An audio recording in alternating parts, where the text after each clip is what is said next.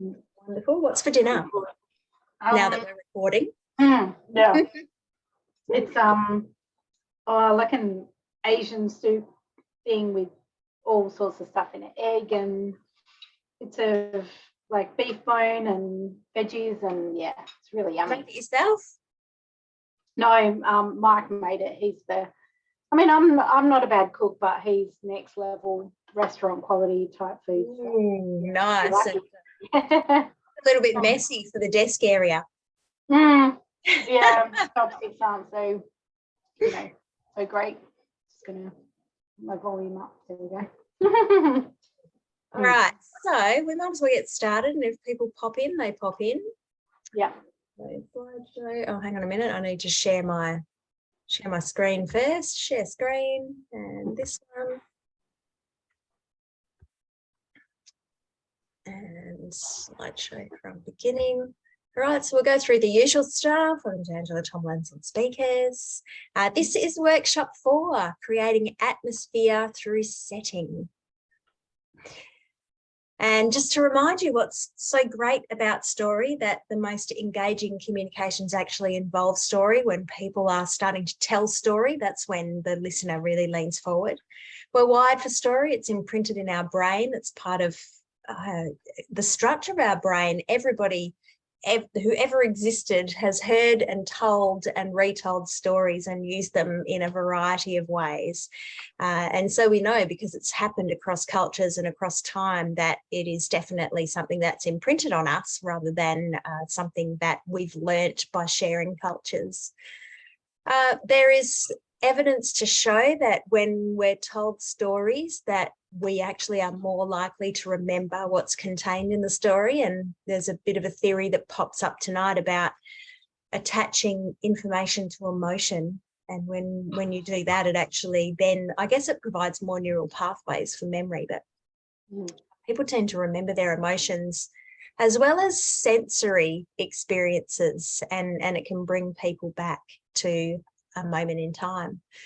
And then stories have the ability to build connections, grow empathy, compassion, and trust. It helps to release endorphins in the brain, or particular hormones in the brain that on the one hand, it actually emulates real experience for people. That a well-told story is just the same as actually having the experience themselves. So that's where empathy comes from. But it releases, I believe it's serotonin. And then when serotonin is released in the brain, it actually engenders this compassion and willingness to connect and support. So if you're wanting to convince someone of something, if you want someone to follow your cause, story's the way to go. So the yarning workshops, these storytelling ones, are all about learning about, preparing for, and practicing for telling engaging and influential stories. And all of our speakers' workshops are about developing the skills, that walking the walk and doing the do, the knowledge, that top-down stuff that you fill up your head with the how-to, and then at meeting in the middle at the heart, where we grow confidence so we can speak up, speak well, and be heard. And here's me, you know who I am, Angela Tomlinson, speaker, educator, allowing you to transform your life through opportunity, education, and reflection. Getting a bit tired of hearing that one. And I'll remind you again that the 3 keys that I have discovered that unlock you as a confident and masterful public speaker are the knowledge, skills, and confidence. I've already just spoken about those, and it was through my own personal experience of trying to develop my public speaking skills to overcome public speaking anxiety and become better at doing it, even though it was something that I was doing every day of my working life. That helped me to sort of unpack the way forward to do that. And I came to understand that if we really know how to do it, if we know well how to do it by reading theory, following the best public speakers, by actually acknowledging what is good about a speech and what is not so good about a speech, that's that knowledge aspect. Then the skills, doing it. You cannot get better at speaking unless you actually speak. And then growing the confidence, both by actually speaking and by filling your toolbox, your confidence toolbox, to ensure that you are becoming more confident broadly in your life, and then you can bring that to the public speaking forum that you're in. Okay, so we're talking about setting today. So the idea now is that we actually talk about a place, and the structure of this workshop is very similar to the last one where we talked about character, only we're transposing setting into it. So has there ever been a place that's made an impression? Let me skip forward to the structure and timing slide, which gives us an outline of how you might talk about it. So whenever we actually tell somebody something verbally, it really needs to have a beginning and middle and an end, so people can really sort of get an idea of what you're talking about, an introduction, what you're telling them, and what you told them. And so here's some ideas for what you might say in the beginning. Give us some contextualization: who, what, where, when, why of you actually encountering that place. In the middle is the detail of the place. Consider 5 parts. It's just a reference back to our first workshop. And in the end, maybe some feelings or reflections about the place. And this is brief, so no more than 90 seconds. If you've got to 90 seconds, you're probably overdoing it at this stage, because we want to be able to embellish this. And what I want to suggest is that if you've got a story of some kind of action that took place in this place, save it. Let's just talk about the place right now, because we're going to add that in later. All right, so I'll give you my example. I'm just going to skip forward and see what I've got next. Oh yeah, that's the congratulations. So this is where we should be. So my place that I want to share with you is a little spot on Rottnest Island. I've been to Rotto a couple of times in the last month or so. I had a couple of adventures, and interestingly, the weather was appalling both times, but it didn't take away from the adventure. But that's beside the point. The place that I remember and really stands out for me is the Picture Theatre. So I went to this Picture Theatre when I was staying there as an adult, and went to see a movie that was an adult movie, not that kind of adult movie. And I just found the place to be eerie. It was cold and really frightening. The thick brick, the darkness, the shadows, the whole thing, it just gave me the heebie-jeebies. It was one of the most eerie places I've ever stepped foot in my life. The Rottnest Island Picture Theatre. Over to you, Amy. All right. A few moments to think. Yeah, I've got the place in mind. It's we were heading back from Leonora, so we're in the middle of the desert, and then Mike decided that we would go off-road to go look at a salt lake. So we get to the salt lake, and it's hot, and it was November, and everyone was sweating, and we're kind of driving across this salt lake with all the salt that glitters. So it was kind of pretty, but also you kind of get this sense of real isolation and real, the phone has no connection, and a real disconnection from anybody and anything. So it was very isolated, hot, isolated, but also pretty, and a little bit scary. So Salt Lake on the side of the road somewhere between Leonora and Kalgoorlie. Sounds really interesting. Yeah. Oh, I wonder. And yeah, I guess there's quite a few salt lakes out that way. And was it hot at the time? Yeah, it was. I think that day it was about 40 degrees. Yeah, right. We were all just sweating. We took heaps and heaps of water with us, but still, you think, well, I'd hate to have to live off that water. Yeah, you don't want an accident to happen. Yeah. No, that's right. All right. So congratulations, we've dived straight in and done our first speech for the evening. We have broken the ice and practiced our public speaking. So let's just do a bit of a recap on what we've learned about storytelling so far. That a story can be told about anything. It's all in the detail. And you've just illustrated that with just stopping off at a salt lake on a journey. A story has a conflict and a resolution. All the detail must be relevant to that conflict and resolution, otherwise it's superfluous. I say must, should. Language can be precise, and we created word clines and looked at how language can actually sort of give a lot more information just using one word. But then we also looked at how language can be emotive, that a single word can reveal a perspective on something, and that language can be immersive. And when we looked at immersive language, we were looking at metaphors and similes, and then we were adding descriptions. So it wasn't necessarily about being precise. Then we looked at characterization and looking at the fact that characterization happens through both showing and telling. So telling is just stating straight up what somebody is like, but showing is about using those elements of character, what they say and how they say it, their actions, their appearance, what others say about them, and any sort of symbolic stuff around the character, like costume, setting, and objects. And that characters can be sympathetic or antipathetic. We can like them or dislike them, and they're deliberately constructed in that way.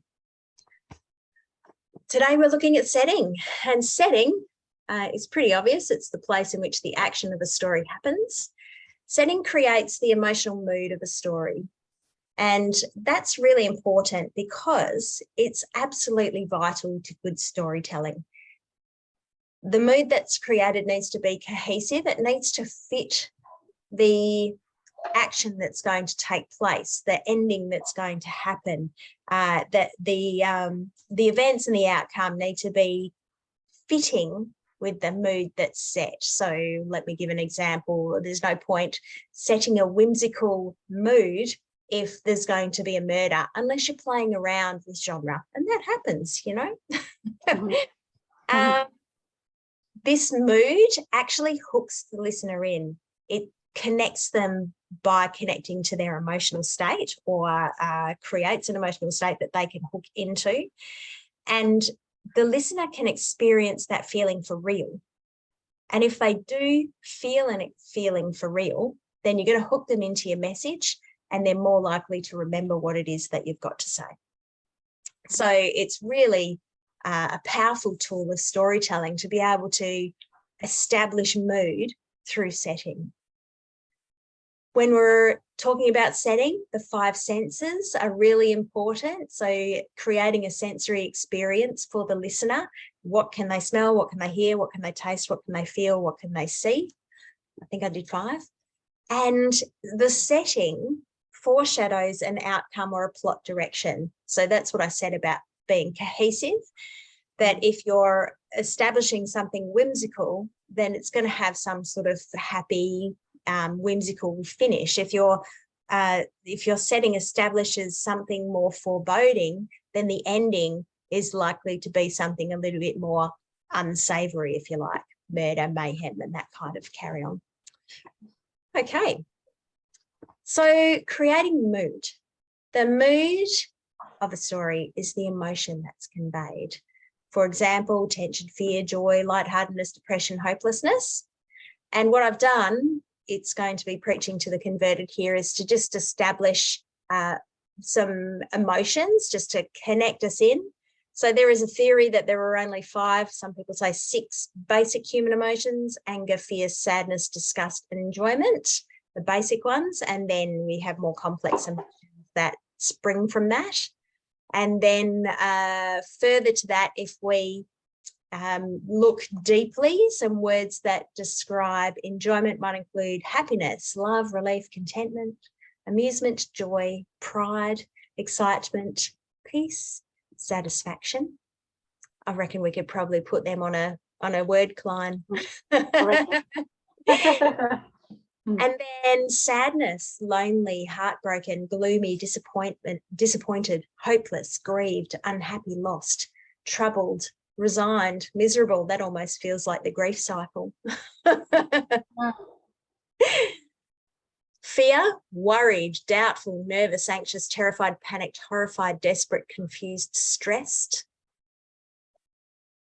Anger, annoyed, frustrated, peeved, contrary, bitter, infuriated, irritated, mad, cheated, vengeful, insulted. I feel like I've gone up and down with that one. And disgust, dislike, revulsion, loathing, disapproving, offended, horrified. Oh, I'm going up and down, but a little bit more slowly. Uncomfortable, nauseated, disturbed, withdrawn, aversion. So what I want to do is to get you to use that setting that you've got, or very quickly change to one that you want to use for tonight. And I want you to find some words that would create an emotional atmosphere in your setting. I want you to choose 3 different emotions. What I've just shown you is just a springboard. I can go back to those if you feel you need them, but I doubt you will. And I want you to come up with 3 to 5 words or phrases that would describe the setting and create this kind of imagery of an emotion in that place. And here's an example. So my Rotto Picture Theatre, if I wanted to create terrifying, I might have deep shadows, darkness, thick walls, chill in the air, sense of foreboding. But if it was whimsical or cheerful, it would be brightly lit. There might be some floral curtains, some dancing candles and candlelight flickering in a happy kind of way. Maybe some pastel colouring, like there might be some deck chairs or something that have got some lovely sort of beachy pastel colouring. Daisy chains that kids had made, some children's books lying around, maybe posters of fairies or, Disney stuff on the walls. And, I've got coloured chairs in my head and it's come up twice. And then maybe if it's lonely, it'd be dismal and barricaded, secluded, isolated, dimly lit, maybe a single chair or a single place setting in the environment to create that sense of it being very much a lonely environment. So do you get what we're going for here? Yeah. So for your setting, 3 emotions and then just a bunch of phrases or words that are going to create any of those, all of those things. All right, so 2 minutes. Let me know when you're done anyways. Okay.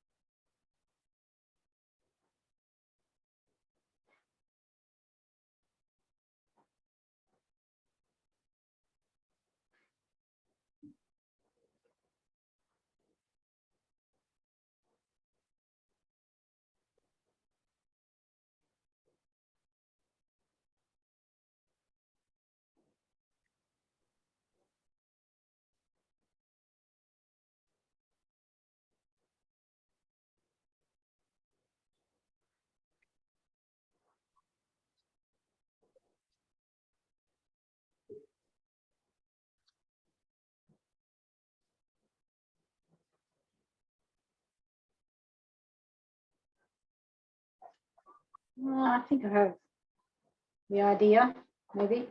All right. Do you want to share then? You and all of everybody else can share now. Yeah. I said isolated. I guess it could also be lonely.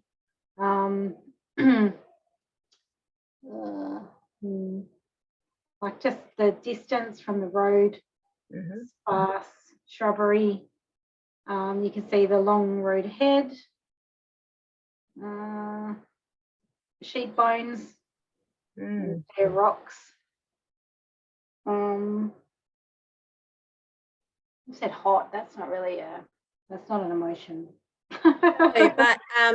but perhaps there's probably a better way of actually describing what you're saying, that sort of isolation, but the sense of foreboding about the fact that it is potentially harmful to be isolated in that environment. And I'm struggling to come up with a word to pop into my head, but we might be able to come up with one soon. I put vulnerable as one of the other ones. Vulnerable is probably a really good word. Yeah, kind of that, because there's no phone connection, no one around. You can hear very distant traffic, and even the tracks were old. No, like in all, as far as the eye can see, there's not a single person or animal, and there's just heat waves coming off the rocks and the ground and all of that. So you get this real sense of lots of blue sky and not much else. And I have in my head a bird of prey flies and lands on a blanket branch. Circling overhead, waiting. Circling. I just bide my time and then I can swoop in. Car. Yeah. All right. Well, we've done well on that one. What's next? Well, maybe with the hot might be like exhaustion or fatigue. Yeah, that kind of thing. Because just again, that baking sun, there's no life, not even lizards, because it's just too hot for anything. The kids are sweaty and red-faced. I've repeated myself with the heat waves coming off everything, the shimmer in the road, the oasis where it looks like water but it disappears. Yeah, just that real sense of, feels like you're walking underwater because it's just so hot and your clothes cling to you and everything feels quite heavy. Yeah, it's too hard to move. Yeah. And do you have a third? Oh, well, I said isolated, vulnerable, and maybe that exhaustion, fatigue one, maybe. But you've really hammered the negativity. Just to throw in there something positive for people who are listening, just to demonstrate that the same setting can be presented in different ways. So you had a particular approach to that because you felt a certain way by actually being there. But say there was someone who really loved the heat and loved that environment, they might talk about that exquisite blueness of the sky and the complete clearness of that environment and unspoilt by humans. So not a skerrick of human inhabitants to mar the beauty of that natural environment.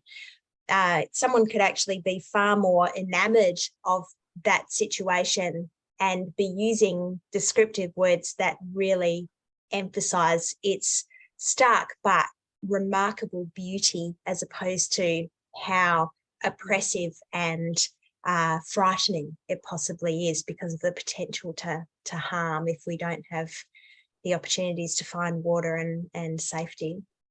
It's funny you say that, because it was exciting and fun. We had a blast.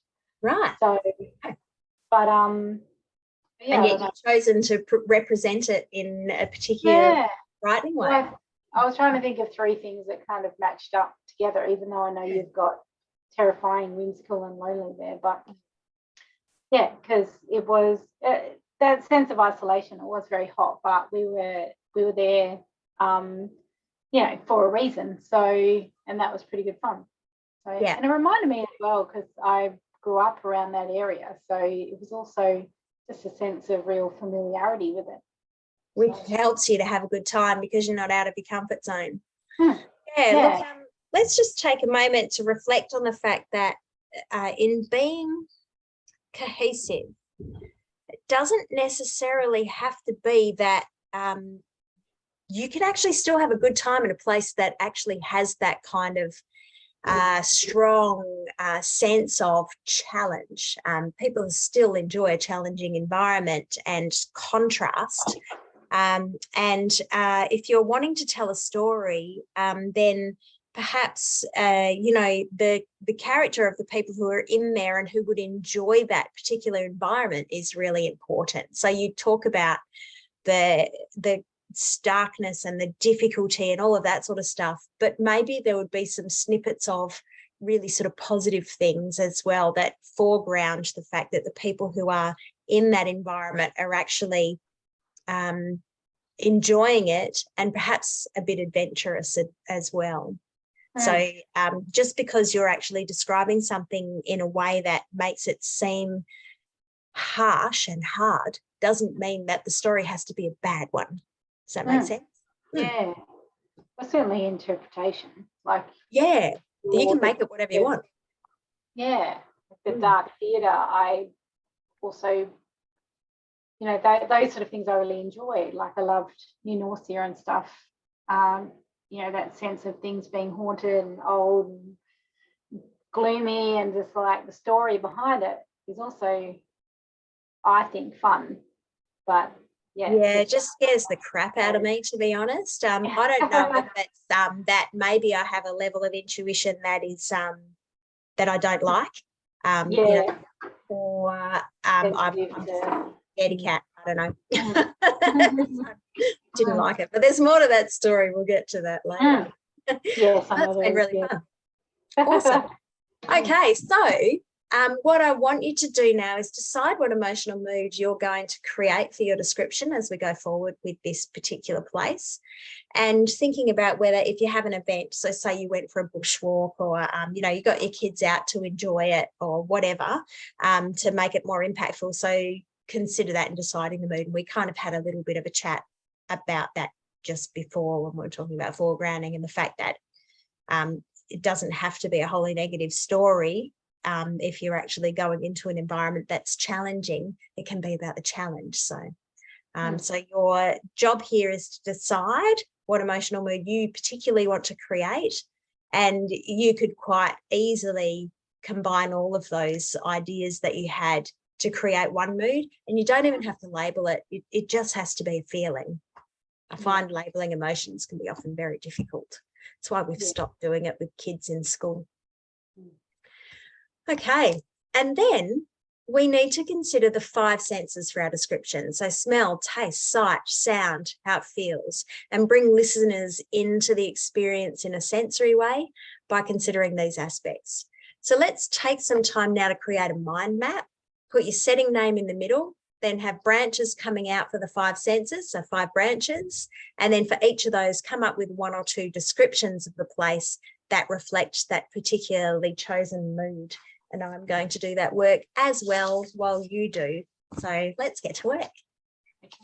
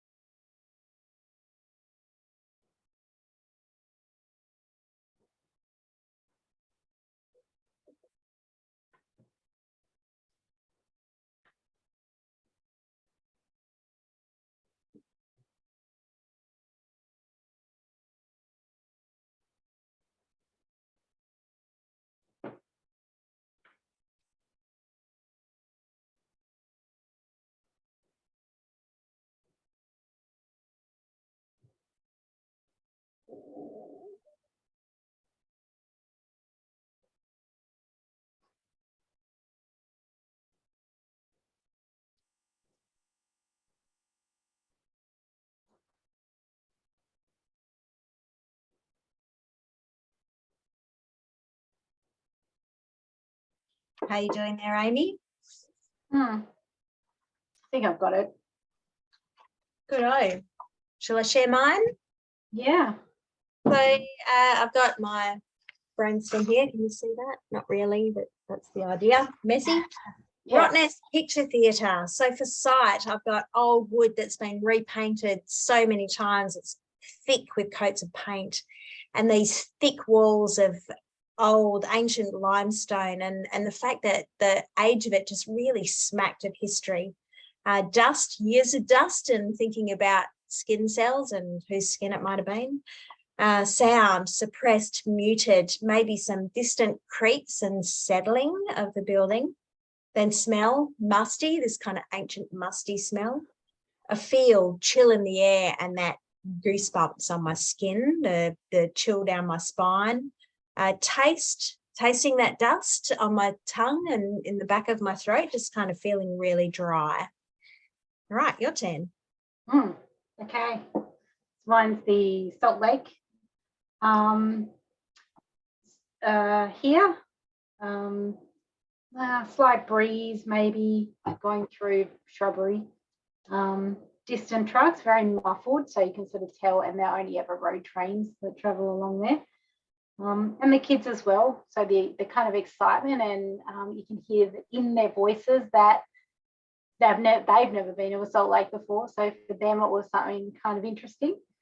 And you could hear that in their voice and all the questions that they were asking.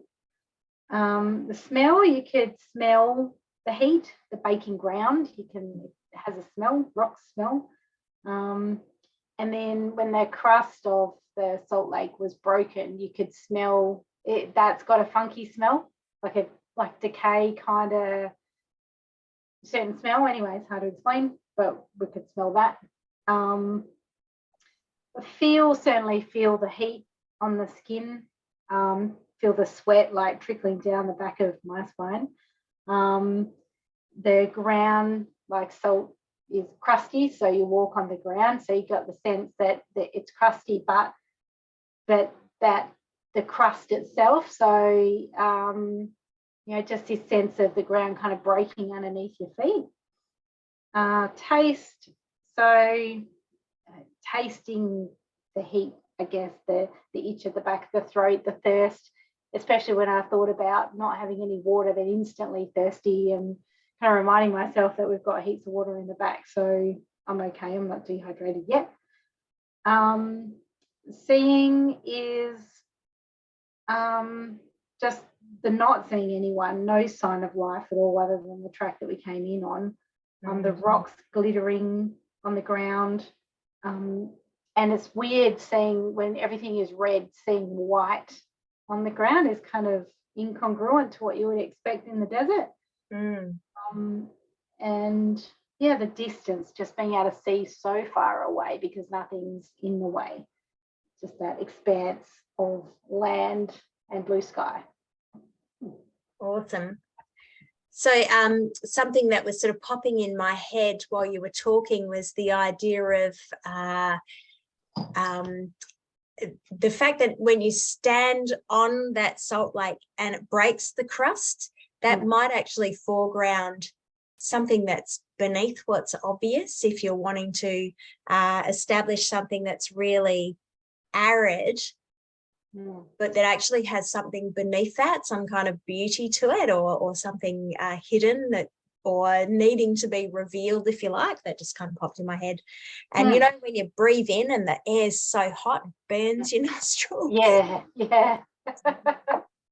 You know, you're an Aussie when. Yeah. When breathing burns you. Yeah, that's it. Amongst other things like and seat belts and slides and stuff. Good old sometimes it feels like there's not enough oxygen in the air because it's so hot. Yeah. So you always feel breathless because it's just not hot enough. Not cold enough. Yeah. All the moisture's gone. Yeah. No. Yeah. Amazing. All right, so now it's think time. It's time to bring it together, and we will be retelling our description of that setting from the icebreaker, the one that we've been working on. emphasizing the experience, using those words and phrases that employ the senses and create that mood. If you've got some kind of action, something that happens in the context, that can really enhance your description of the setting in this, this little retelling. And we're going to use the same storytelling framework. So perhaps adding in that event. So beginning, middle and end, the contextualizing that place, giving a general sense of it. The middle bit, maybe 5 parts to the description, an event. You can weave the event with the description if that works for you. And then in the end, the feelings and reflections about that place, but perhaps in more specific detail. Would you return? You know, that kind of thing. And this is going to be no more than 3 minutes. All right, so you're good with that? We'll spend maybe 5 minutes or so working on that. Sounds good. I'm going to drink my soup while thinking. I'll turn my camera off so it's not recorded. And I'm just going to go back in my slides to my description and get my words. Oh, yeah. Good idea.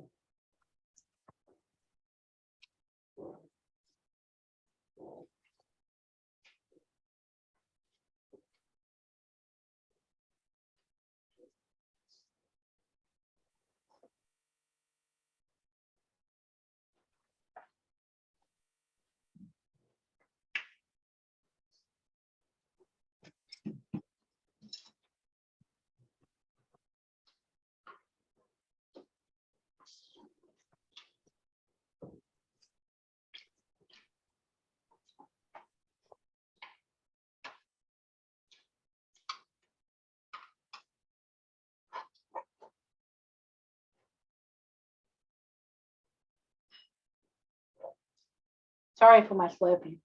I can't hear it. But isn't that cute that we've got sound and no vision? Yeah. I'll turn the vision off so you don't get all the sloppiness. You can just knock yourself out. And to make you feel at home, I'm going to take a sip of my wine. Look at this. How professional. Brave stuff. Very nice Shiraz, nice and dry.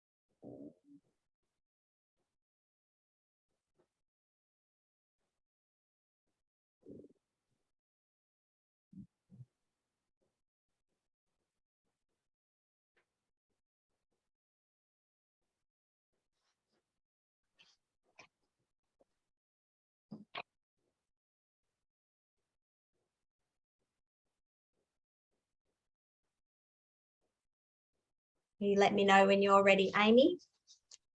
Yeah, I think ready enough. All right. So shall I go first? Yeah, sounds good. I went to Rottnest one day on a trip. I was staying a few days, and while I was there, I decided with my partner we'd go and see a movie at the Rottnest Picture Theatre. They were showing The Ring, which is a horror story. I am a fraidy cat anyway, but this place, oh my God. So I walk in and straight away I'm assailed by this chill in the air. Goosebumps just popped up immediately all over my skin, and I could feel this sort of tingly, creepy feeling down my spine, like something's not right here. And then it was the smell, this kind of musty, ancient smell, a smell probably of decay. You kind of wonder, this dust that's lying around, how many humans have walked here before me and shed their skin to create this dust that's now creeping into my nostrils. And I could taste it. I could taste it on my tongue, and that mustiness, and just ugh. We sat in these really old seats that were tearing and really ramshackle. And then once I'd actually settled into my seat, I kind of looked around to observe the environment and noted the limestone walls that it was built from. They just smacked of age and hard work. And the wooden doors and the window frames were real wood, but painted with layers and layers of paint, like they'd been there such a long time. And the windows, they were so old, they were made of glass that was so old that it obscured the view. You didn't get that clear view that we get from more contemporary glass these days. There was dust everywhere. Anyway, so we've watched the film, and that film, for me, The Ring, was the scariest thing I've ever seen in my life. I don't know if it was the movie itself, I've never tried to watch it again, or if it was the environment that I was in, because that thing just gave me the heebie-jeebies like I've never had the heebie-jeebies before. Anyway, so I'm sitting in this movie theatre watching this horrifically terrifying film in this horrifically terrifying environment, and I need the toilet. Of course, it's not in this building. It's the typical old school outhouse style. So I've had to exit this ancient, creepy building by myself, walk solo through this creepy place, sort of in deep shadow and darkness, to find the toilet. And I tell you what, that probably helped me go to the toilet quite nicely. So I took the risk, had my way, got back inside as quickly as I could. But I tell you what, I didn't enjoy that experience at all. I'm such a fraidy cat that fear is not something that I seek for a thrill. And I wonder whether there's some level of tuning into otherworldliness that I don't enjoy, that might be part of me that's making me feel really uncomfortable. Because I've since found out the Aboriginal history of Rottnest Island, and it's a really, really sorry place for Aboriginal people since white people came to Western Australia. It was used as a penal colony, and Aboriginal people were taken from their homelands and had the laws of the white people imposed upon them, quite often were in trouble with the law and incarcerated for reasons that were absolutely unknown to them. That was a complete mystery, and snatched from where they lived and thrust into these places and these jails and horrific hard work. And many of these people actually died. They never actually left. And the old tent land of Rottnest Island was still being used until probably 15 years ago. And in the 1970s, bones were found of Aboriginal people who'd been buried there in unmarked graves. And yet we still, for 45 years, kept having that as a place to pitch our tents. And I know I personally have even stayed. on that campground, and maybe it was the ghost of somebody who I've slept upon who was giving me the heebie-jeebies that night. I have a real respect for old places, and a healthy respect for the dead, but perhaps not as places to, or people to engage with, perhaps places and people to avoid. Over to you. I love that you watched The Ring in a creepy haunted place. Yes, in The Ring. Is it actually that scary, or was it the place, or was it a combo? The combo deal. Definitely context. So, oh, awesome. Okay, I'm going to make mine a little bit more organic, I think. So it was November, in the heat. Summer hadn't begun, but when you're in the middle of the Gibson Desert, it's kind of always summer there. So we were coming back from Leonora, myself and partner and the kids, and we'd been exploring the ghost town there, funnily enough, in Gwalia, because I grew up there. Well, I spent time there as a child anyway, living there in a ghost town. So we'd come back, and it was a real time of connecting with my inner child and sort of really revisiting some of the memories that I'd had as a kid. And Mike wanted to go and look on a salt lake because we were going to find moon rocks, which are meteorites, and you can spot them on a salt lake because they're white and you can see the dark meteorites as they fall. So it was a great adventure. Let's go hunting for meteorites. And as soon as we saw a salt lake, we'd seen a few, and it's sort of the next one we see, we're going to pull off there. So we did that, pulled off, but the track was overgrown, and already I was getting a sense of foreboding because it's, there's not much life around. It took longer and longer. We're turning around twists and bends in the track, trying to get to this salt lake that we'd seen from the road.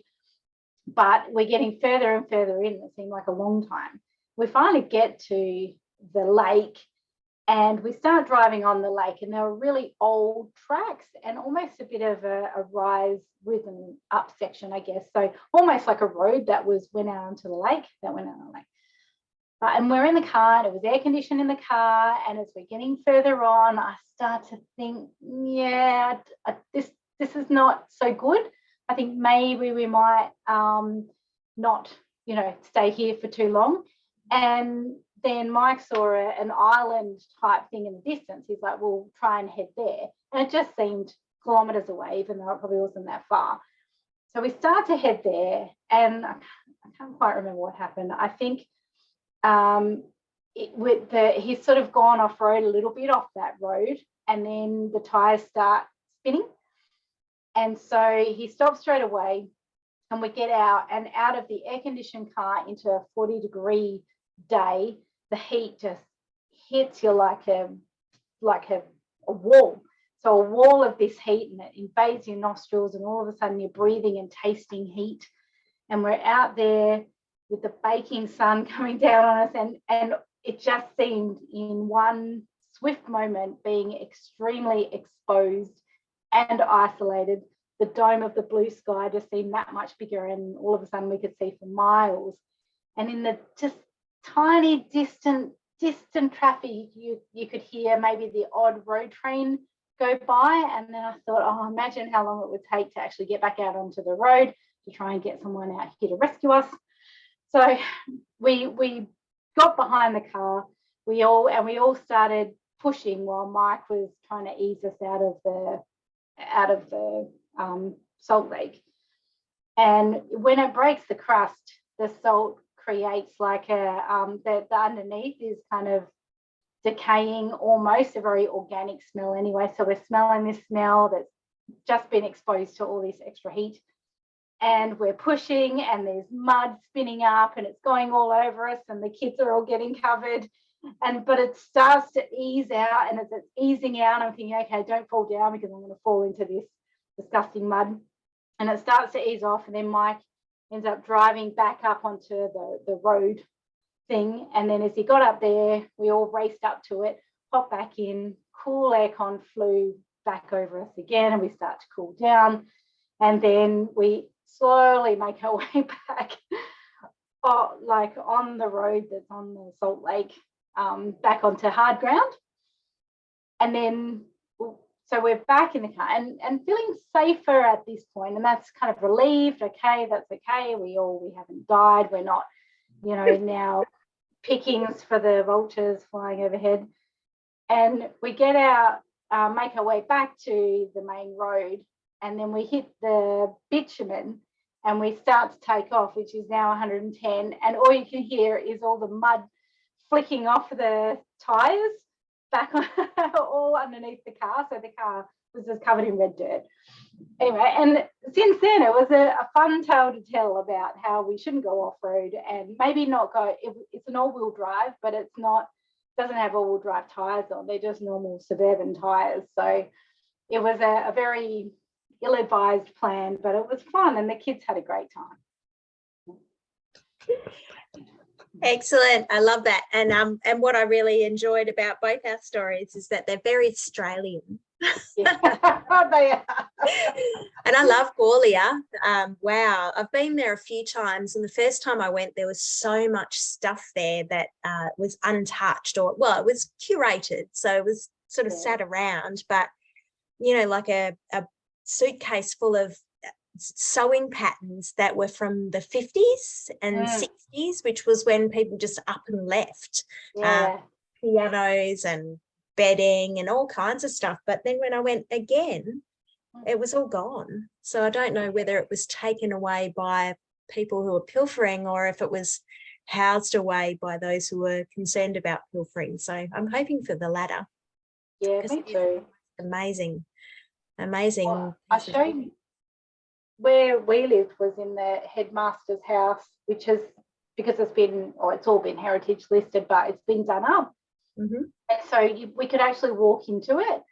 And I showed the kids, and it was something really bizarre of seeing my own kids in the room that used to be my bedroom when I was six. I lived there like 5, 6, 7 kind of age. But yeah, just not deja vu, but certainly echoes of the past. Yeah, and letting them like times concurrent. Yeah, and for them to see that part of me as well was really special, because you can talk about it, but when they've got that, and the backyard is literally the desert, and it's like, this is how it was. There's not much difference here. This is how I grew up. So did you have wooden floors? Wooden floors? Yeah, and the outhouse was the toilet, and there's no laundry. The laundry was like the literal, concrete sink. Yeah, we didn't have a hot water system. You had to heat it up like with the fire. Would heat up the water, like the water tank that sat above it. Yeah, just like a great way to be a child, but still. Yeah, incredible, because you're quite young to have actually had that experience. Yeah, exactly. That's probably probably 30 years even before your time, but because that place was just so historic and changed, you actually got to live like that. Yeah. Well beyond when other people may have. Yeah, it's pretty exciting. Yeah. What a great thing to have. So how long did you live there? A couple of years. Yeah. Then I moved to Kalgoorlie. The headmaster's house. Your dad was a headmaster? No, that was just available for rent. Like my uncle had the trading post in town, which is now, I think, the Tourist Bureau, or it's now an information centre, I think, that same building. So he had that with my auntie and all my cousins that lived there. And even because we went in there to try and get a map to do some fossicking. And even there, that was weird being in that house, because I'd spent so long there as a kid, and thinking my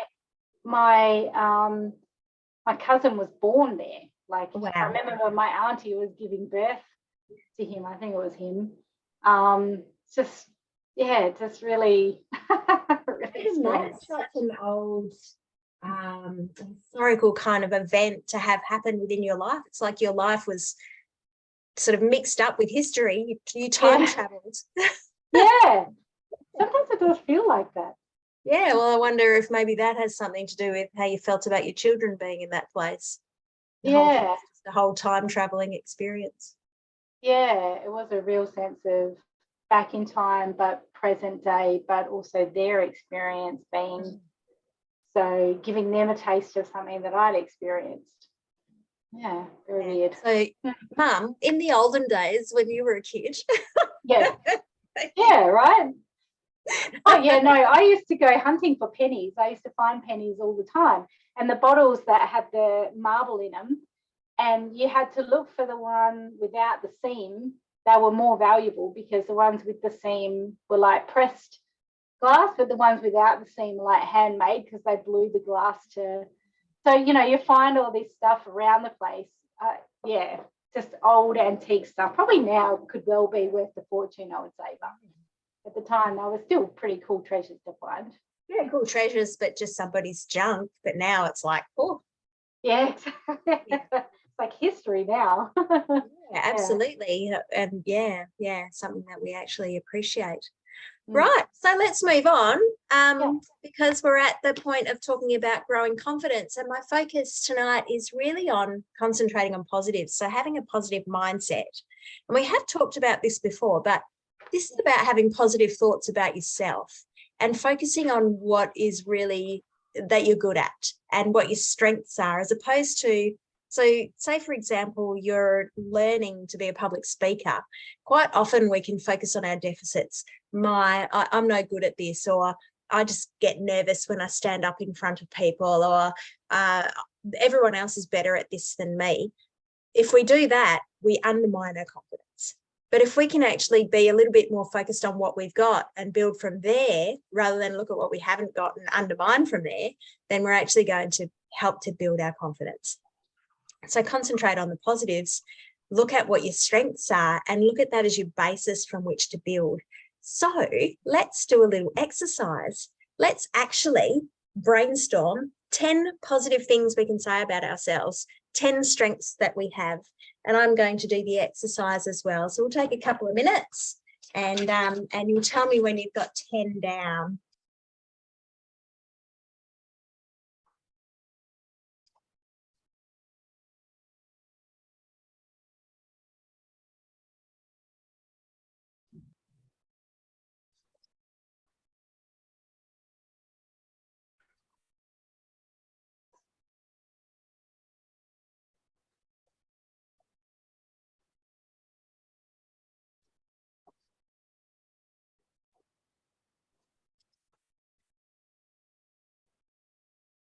Oh, this is hard.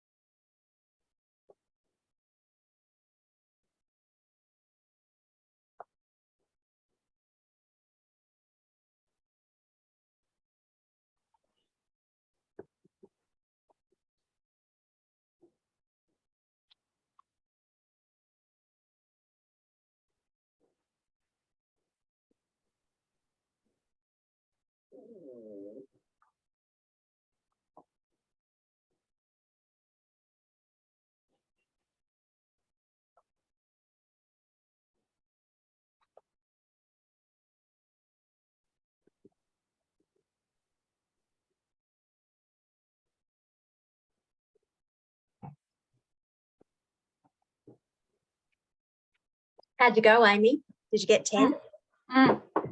Choose between 3 and 5 that you can share with me that you're confident enough to share.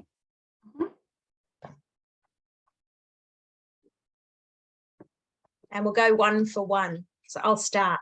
I'm capable of learning new things. Does it count if I've got the same one? It'll be like bingo. Yeah. No points. No, you can have points. Double points. Double point. I'm very curious as to how things and people work. That's really similar to something that I've got. That curiosity leads me to I'm really good at working out how people tick, like, you know, what motivates them, how they think, that sort of thing. It's actually made me pretty good at the job that I do with special needs kids. Yeah, back to you. Creative.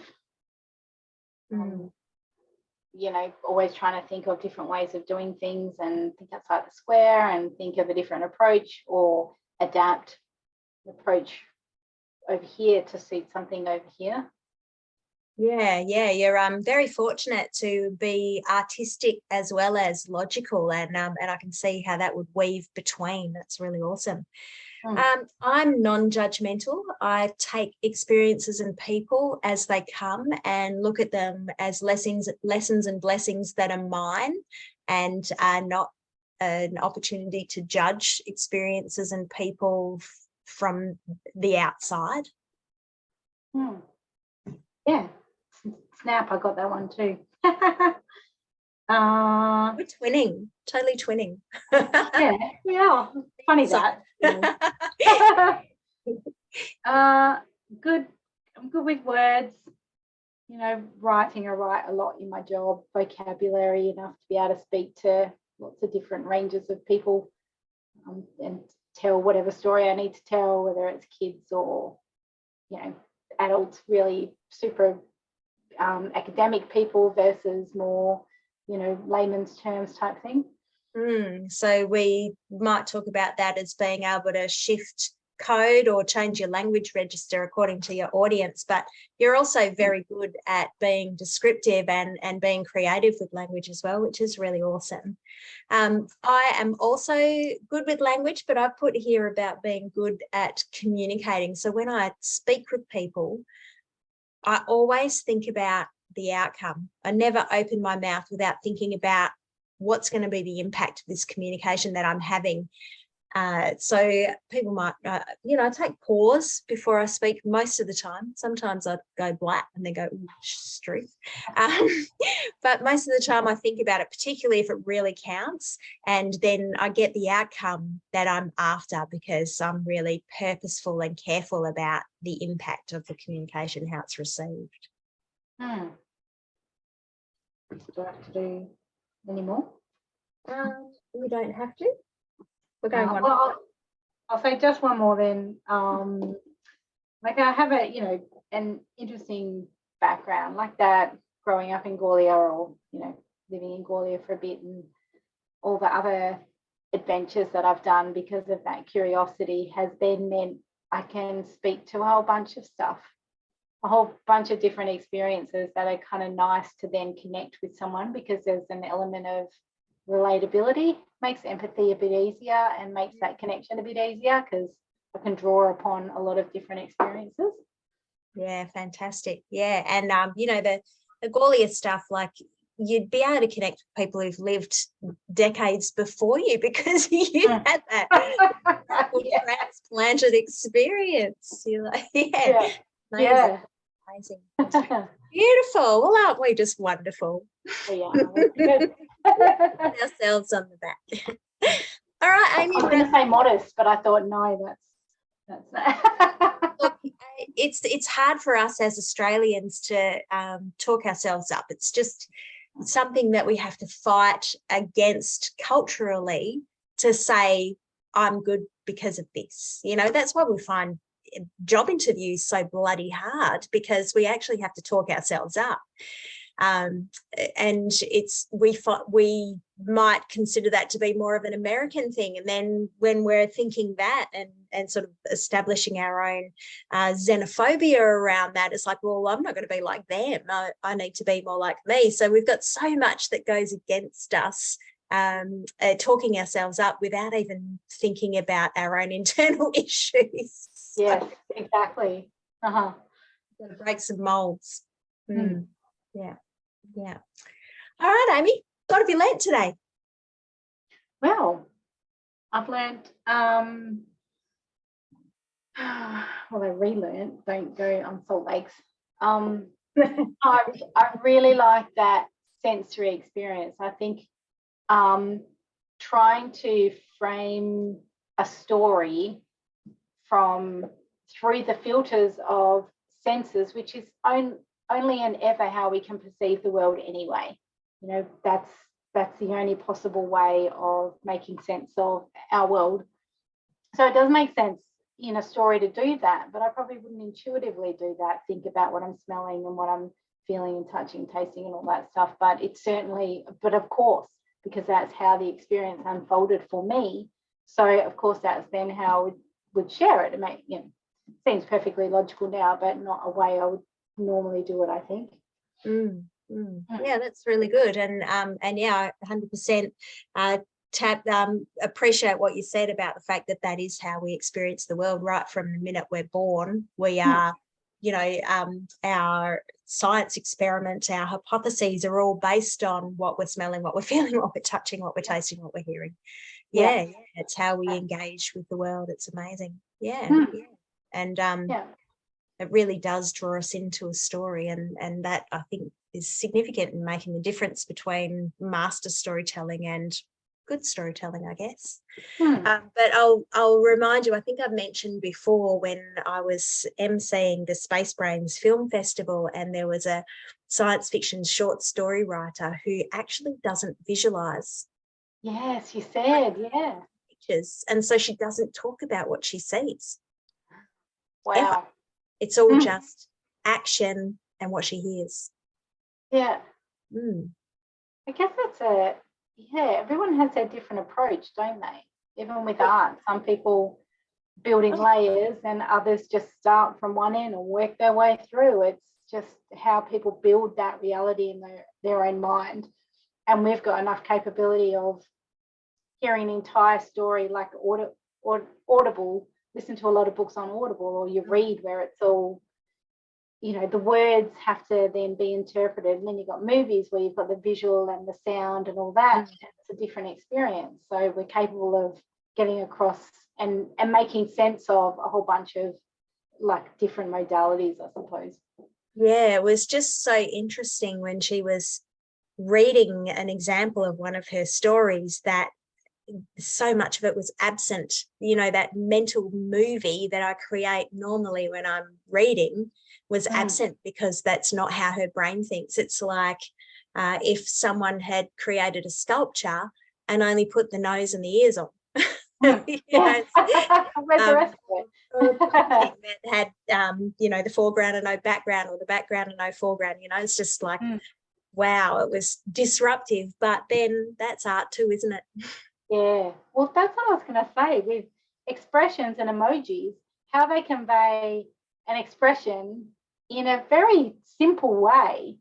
And, that's very clever, but also how intuitive humans are at picking up that in what's said, but also what isn't said. So, yeah, it's pretty clever. Yeah, very good. All right, so what's left? We've still got 2 more workshops. We'll have a yarning speaking event, one locally, probably one up in the city as well.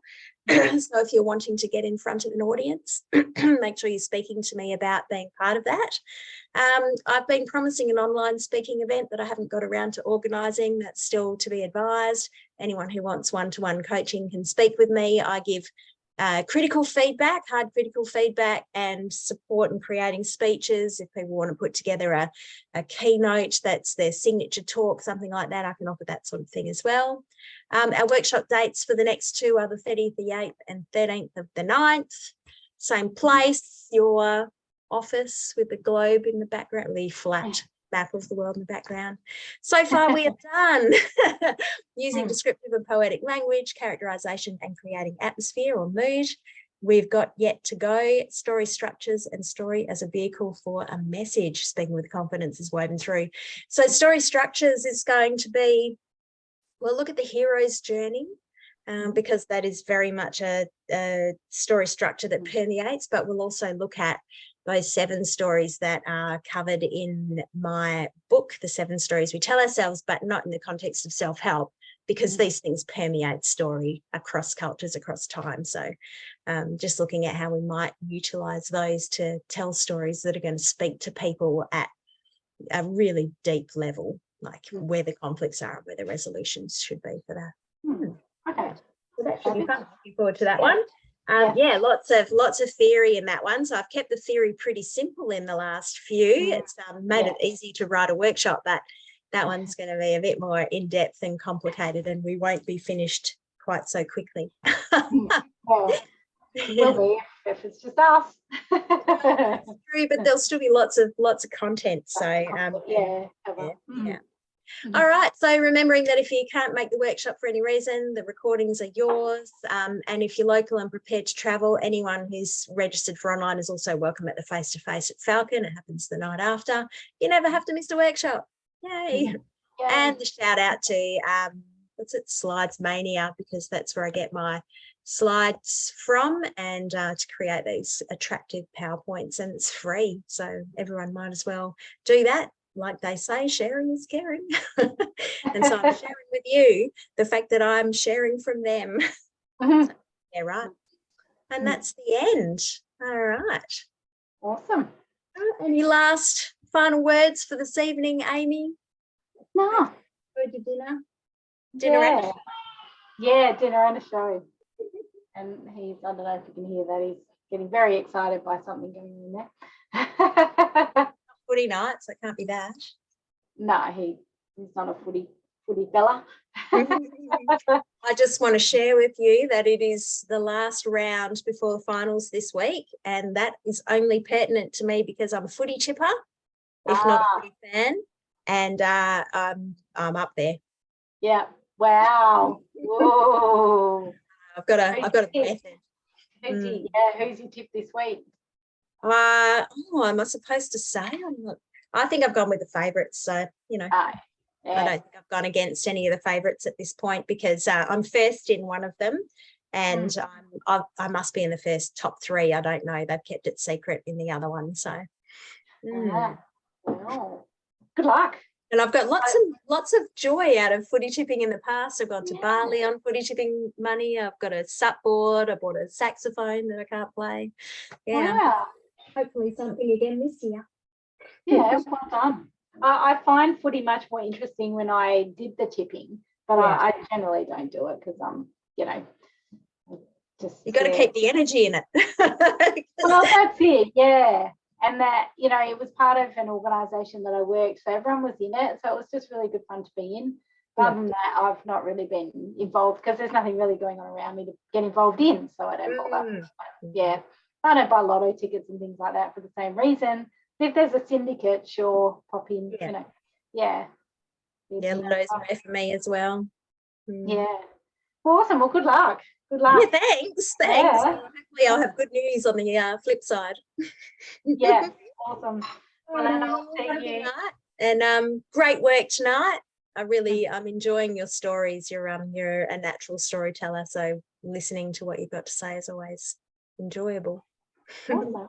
Thanks, Ange. Right, Amy. Likewise. Okay. Bye-bye. See ya.